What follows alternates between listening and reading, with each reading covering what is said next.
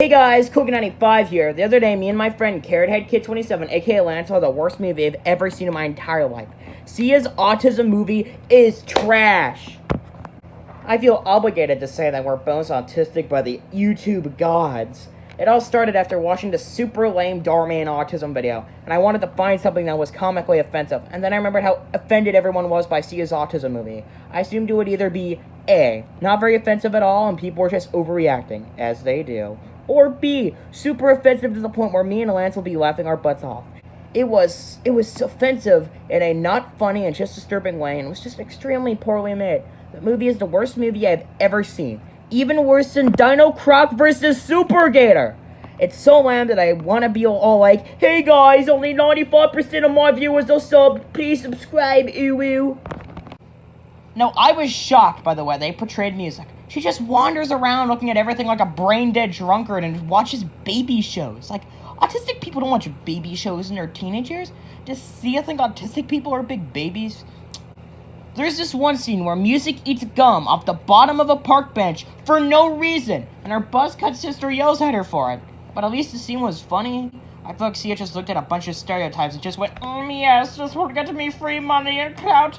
Glory to the Emperor of mankind! But it didn't. She just got canceled. The acting like a baby thing and the acting like a brain-dead drunker thing is just so bizarre.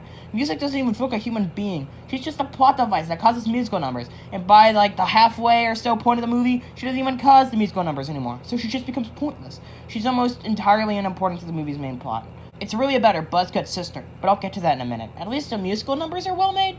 They're the only part of the movie with any kind of effort put into it. Sadly, it's just not my kind of thing. It's just annoying Cardi B-esque pop music. I'm surprised there wasn't a vagina fountain. This movie is the most disjointed thing I've ever watched in my life.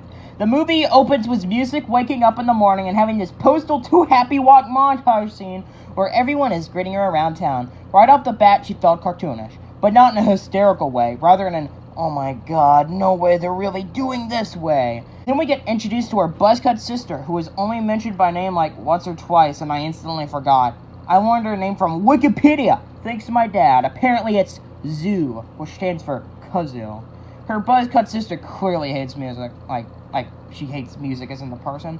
The first thing she does after getting custody of her is attempting to ditch her. There's also this bizarre scene where Zoo makes music breakfast, and music somehow manages to talk and makes fun of Zoo for having a buzz cut for no reason. Then Zoo gets pissed and kicks her ass before this guy who I think is supposed to be music's tutor runs in. They never say his name to my knowledge, but apparently it's Ebo, not to be confused with Embo from Star Wars. He tells Zoo how wrong she is and proceeds to comfort music the Sia-approved way, aka he fucking pins her to the ground. Because yes, you comfort people by pinning them down. I'm sorry, Sia, but I don't think anyone, autistic or not, is comforted by this. Unless if they're a masochist, but that's a whole nother can of worms. Then it's just a bunch of boring filler with music. The only vaguely meaningful thing is that we learn that music likes dogs. I was expecting a special interest reference or something, but they don't really commit to it. There's also this one guy who they never mentioned by name. Lance dubbed him the chubby fat kid. Apparently his name is Felix, and he's completely meaningless. Throughout the entire movie, he's constantly in the background, watching from afar. Even as time to Ebo, they keep giving you the impression he'll be important, but he's not. But you'll see why soon. Very quickly, the movie just becomes Zoo's story. Music is merely a supporting character. We get to learn about her history of drug abuse and alcoholism. She also visits this guy who's very clearly implied to be her boyfriend. They have cute interactions, playfulness, trying on his weird wigs, and they even kiss. Yet this aspect of their relationship is never brought up again. In fact, Zoo suddenly pines for Ebo, for some reason. And every time we see the implied boyfriend again, he's portrayed as Zoo's evil drug dealer. Okay, note on this, he is the drug dealer when we first meet him. I didn't catch that because it was really hard to be able to pay attention in this shitty movie. But, yeah, I missed that. I found it again while looking back through the movie. Excuse my mistakes. So Zoo goes and talks about drugs with these young people who live in mansions for some reason. It comes out of nowhere, too. In all these scenes, there's weird lines like, my grandma died, and my parents just got a divorce. Is that supposed to be funny? The first scene with Zoo and her drug stuff does actually have one good moment. Music is watching her weird baby shows with the unnamed lady's grandma, who's just completely confused and whining for the remote to change the channel. Then the unnamed lady just talks to her grandma like a child and says she'll find it soon. It's absolutely baffling and random. Then Zoo returns to her implied boyfriend, who is now suddenly just her drug dealer and is in this really weird outfit. He even randomly assumes she's making fun of him. It's really weird. Then he gives her unspecified drugs that she takes to another random young woman who lives in a mansion that's also a hair salon. While getting her haircut, the random lady tells Sue her plan is to have the unspecified drugs, which we now know are painkillers, smuggled into Haiti because it was devastated by an earthquake, and the painkillers are the only way that children would be happy because they're running out of Tylenol? What? I'm not sure if this is meant to be funny or not. It's extremely unclear. Music is also there, continuing to be offensive and brain dead. Then Zoo walks Music home and gets her a snow cone after she points for it. Then, as stated earlier, Music climbs onto the bench and fucking eats ancient gum off the bottom of it for no fucking reason. My mom always said that touching random gum is a way to get STDs. IDK how true that is. Then Zoo wrestles her sister, pulls the gum off her tongue. It's completely bizarre. Then a bee lands on Music's hand. And of course, she's about to eat it. Before the bee stings her, she has a hysterical freak out. It gets sent to the hospital where it's revealed to be an allergic reaction. And then somehow Zoo loses her drugs and then goes insane, attacking trash cans and screaming. There's police cars in the background implying she's wanted, but they're not important whatsoever. Then they return home. Then she returns home and destroys her room, and her and Music say how scared they are. They very heavily implied that the no longer boyfriend drug kingpin is about to kill them. But nah, he only never appears again. Okay, another note. He does appear again, like, in this time skip scene, but that scene was, like, that moment was, like, so unimportant I forgot. I know the great sign of the movie's quality, guys. Instead, Zoo drinks her problems away, attacks a random guy before Ebo stops her, and gets the cops called on her. She reveals she's on probation while begging him not to call the cops, but she fails. And probably she's suspected by now, this plot thread goes nowhere! Then she goes to a bar and gets drunk again. Then we suddenly go to that Felix kid in his random wordless adventures. He walks in on his dad strangling his mom for no reason and tries to stop his dad. Then his dad pushes him back and cuts to his now released mom crying. And then it cuts back to Felix on the floor. Blood suddenly pours from his head and it's revealed he fucking died? He adds nothing to the plot despite being played up. And then just dies without getting to have any dialogue. What the fuck? It's so out of nowhere. Then there's another musical number where him, Music, and Zoo dance together to a song for some reason. Then what is presumably Felix's ghost shows up to talk Zoo in bed for some reason.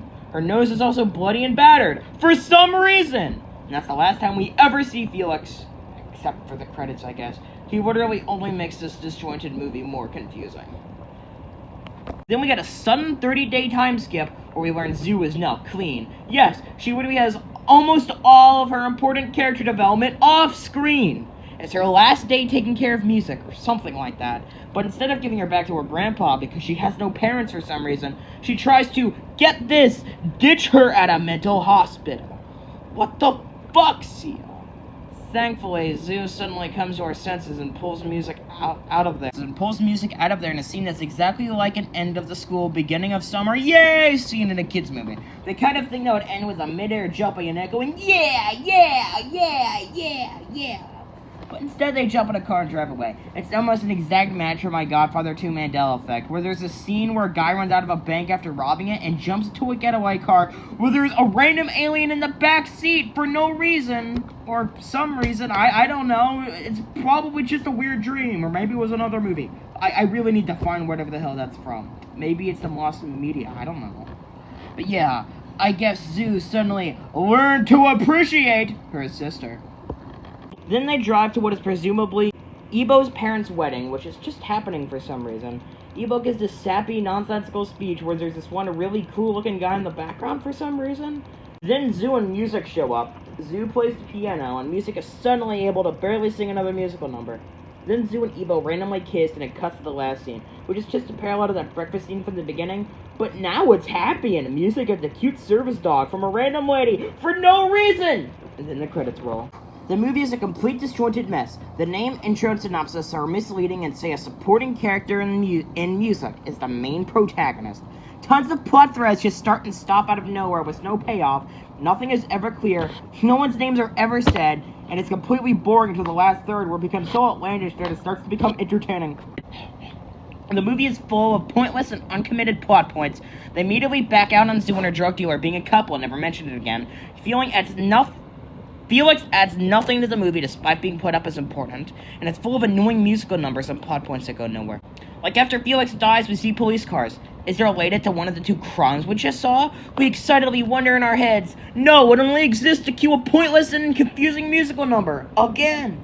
The movie is worse than Ewoks. It's worse than the Star Wars Holiday Special. It's worse than Dino Croc vs. Super Gator. At least the first and third ones of what I listed can tell stories despite being extremely lame. The second one has a couple great moments spread within its boring length. But this film is just mind-bogglingly terrible. I give it 0%! Things just happen for no reason! Also, this movie was nominated as the worst movie of the year at Golden Raspberries, but lost to some glorified YouTube video where a bunch of crackheads tried to convince you that Trump lost the election thanks to voter fraud. They literally ripped away what this movie deserved in favor of a couple crackheads. Come on, guys, you had one job. Lance, if you're watching this, liberals, am I right? Also, in retrospect, there were some things Also, in retrospect, there were some things that were explained. I just didn't catch them because the movie's unbearably boring, and I can't focus and it's not clear. Thanks for watching, and remember, gotta catch 'em all!